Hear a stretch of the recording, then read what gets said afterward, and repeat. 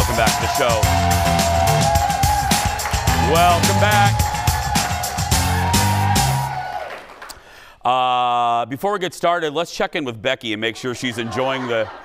Let's make sure Becky is enjoying the show. We're about the midway point in. Yeah, Becky is... Okay, there we go. Becky, wave to America. There we go. There we go. There's Becky, who didn't want to be on TV. Anyway, you know, whether it's this show or the radio show, I end every single episode with a message about being yourself. And our guest today is a fantastic example of just that. Again, we rarely get serious or do stuff like this, but sometimes it's necessary. She learned to embrace what makes her different through the power of makeup. Watch. I'm a girl with a facial birthmark. Of course I have clothing on it that says it's a birthmark, so I don't get people coming up to me saying, what's wrong? I'm a girl with a facial birthmark. Of course I have little man children in my comments, triggered by a woman confident and happy in her own skin, with or without makeup. And yes, I will be screenshotting these and sending them to the women in your life. Oh, God, Becca! That's so fantastic! That's Becca Lee Brewer. She's an uber popular makeup artist on social media where she's open about her skin condition and celebrates what makes her beautiful. Audience, give it up for Becca, everybody. Thank you for being here. Thank you. I celebrate you because, as I said, we don't do a lot of our shows goofy and silly, but I love this because you are the exact message that we try to come across.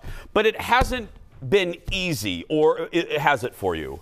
No, it definitely has not been easy. I mean, growing up with a birthmark, and not only a birthmark, but also being a person of color in a very small northern Minnesota town, I stuck out in several different ways, so it was difficult growing up. Because you have, and correct me if I'm wrong, there are two things that you're dealing with, right? Yes. It's two. Can you explain what they are? Yep. So I have port wine stain, which is what it covers majority of my face, and that's what causes like the reddish pigmentation. And then I also have nevus of Oda, which is more of like a bluish kind of birthmark, and it even goes into my eyes. Becca did a fabulous interview in Glamour UK. Go read it. We'll probably link it on this interview.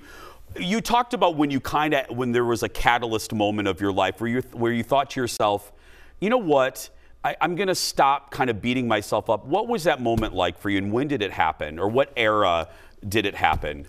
I would say, so it happened in about 2017. I remember there was a really popular YouTuber, Nikki Tutorials, who was doing what she called the power of makeup, where she did half makeup, half without. And I thought that just spoke so strongly to myself and my story. And so I put a post out there on my Facebook when I had decided to go back to esthetician school, and I posted myself half with makeup and half without, and that was the first time I'd ever posted myself on social media not with any makeup on.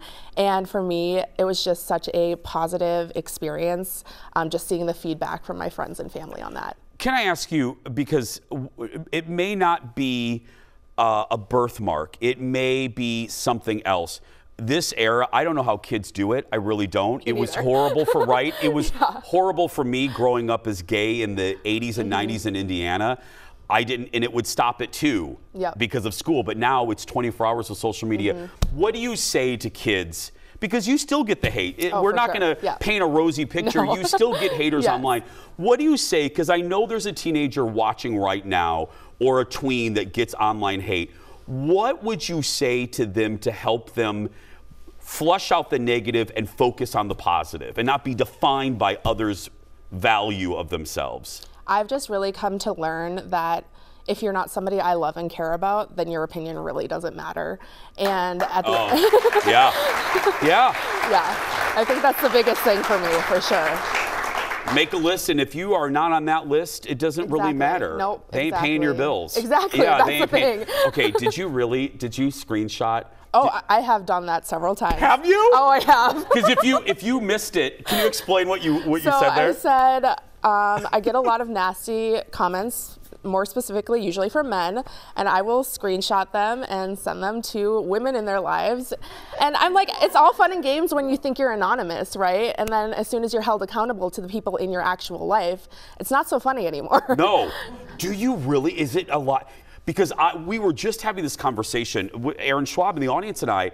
I have found in my experience with Kendall and the women and colleagues of mine, the hate that they get is the majority from women. It's women being hard on other women. Do you find it 50-50 or is it just? No, I would say mine mostly comes from men. Really? That's so disgusting to me. Yeah, it is. The things that get told to me, I'm like, I don't understand why you were taking the time out of your day to do this. Is it still, you know, I'm kind of piggybacking off the question slash advice that I asked you to give people. Is it still hard to tell yourself to block it out sometimes? It definitely is. I mean, overall, I would say most of the time it doesn't bother me because I understand that it speaks a lot more about who they are as a person than it does about me. But when you're getting hundreds and hundreds of comments like coming at you some days. You're a human. I'm human, exactly. Tell the folks how you turned, because Becca is an amazing makeup artist. How did you use that to channel all of this energy? Yeah, so I actually used to have a really negative relationship with makeup. It was my thing to cover up. It was my security blanket. And then I've always been a creative person and I started finding it as my creative outlet. And that's how I turned it into not just something to cover up with, but something that I actually enjoyed doing. And by doing that, did you find in yourself, did it help you not need the makeup to walk out and go to Target? You know what I mean? To keep your head held high? Yeah, for sure. I think that, and just, like I said, deciding that it no longer mattered what other people kind of thought of me, that I was just going to own who I was. I love it. Thank you for being here. Thank you for having me. I think it's so important, especially now when teenagers are defining their importance by what other people say to them on Instagram. Instagram ain't real, people. It's not real. Yeah. Filters and angles and all of that. Give it up one more time for Becca. You can follow her on social media right there. When we come back, we're switching gears. Our photographer drinks 43-year-old beer when we return. Back in a moment. Thank you so much. So nice to meet you. We're following you with that.